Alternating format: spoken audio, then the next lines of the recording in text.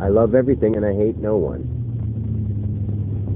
I love all seasons and nothing gets me down. The weather doesn't affect me. I've been through the hardest things, but I smile no matter what. I'm a rapper that hates rap. I'm a rocker that doesn't listen to rock. Let me go backwards real quick, and I gotta say I don't hate rap. I dislike what rap has become. But I am a rapper, even though I dislike rap. I'm a rocker that doesn't listen to rock. I'm a musician that only listens to himself. I'm a very athletic person who doesn't watch sports. I'm a professional wrestler that doesn't watch wrestling. I want to be an actor, singer, writer, skit producer who doesn't watch TV, own a TV, have any interest in any shows, and doesn't do anything but every once in a while watch a movie with his family because that's together time. But that's just a tiny, tiny bit of the examples of the oxymorons that I have. And I'm a walking, talking oxymoron because the greatest one has been revealed to me in a vision. And basically I was told that Dan Alexander of Waterford, Pennsylvania, is what they consider a mortal god, which there actually is a possibility that I could become immortal someday.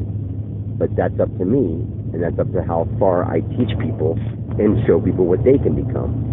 Because when other people can become immortal, then I will gladly accept being immortal. But if other people couldn't become immortal, then I wouldn't.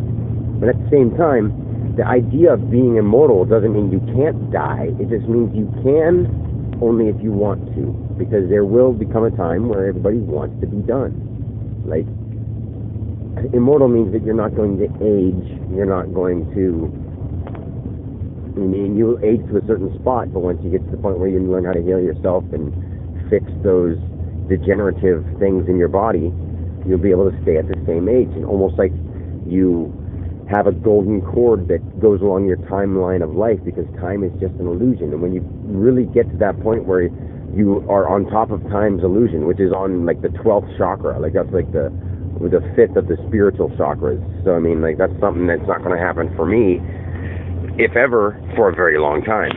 So it's those kind of things that can happen, but that all depends on how deep I go into learning and how deep I actually focus on what I want to do with my life. And if I lose focus and I go back to doing nothing with myself and, you know, working the jobs and wishing that I could be somebody, you know, if I went back to that, then that's what's going to happen. But that's just not what's going to happen. I'm saying that could happen if I decided to just somehow shrivel up and die and didn't realize that all this crazy shit has happened to me, and there's no way I can go back from this point because I've experienced God itself.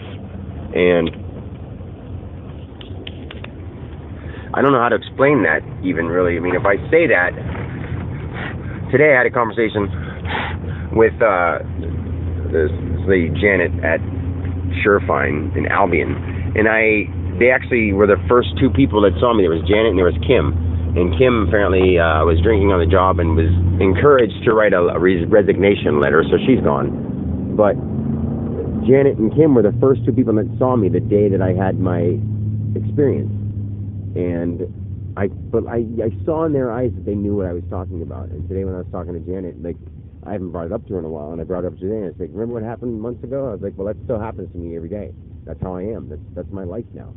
And like, she understood as soon as I said it. She locked in and she listened to me. Like, she didn't want to walk away, but she had to work because people have to do their duties, you know, play their roles. So, but she was interested in listening. But at the same time, when I say that, you know, I experienced God, and I believe that I'm the chosen one. I believe that God Himself is still infused in my body. Infused, like He's living as me, but at the same time He's living as everybody. But I tapped the consciousness of the mind of the outside world, the outside, the huge mind that is all. I believe that I'm in tune with that. But now that it's in tune with me, it's just living a human life through me. But I mean, there's so much more that I'm able to do. But then I have to come down to this human life and fight off the ideas that I have these abilities. So I have to like totally downgrade myself to being just human Dan Alexander again.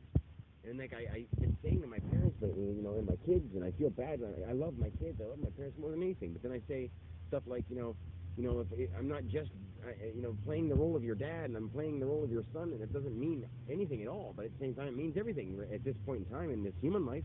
But it really doesn't mean anything, So I don't want to offend them, but I'm trying to make sense of it. It's hard to do. So all I can do is keep going from this point on, and I just think that there's amazing things happening, and people need someone like me. People need to hear this stuff. So anyway, I'm almost home, so I'll talk to you later. Bye.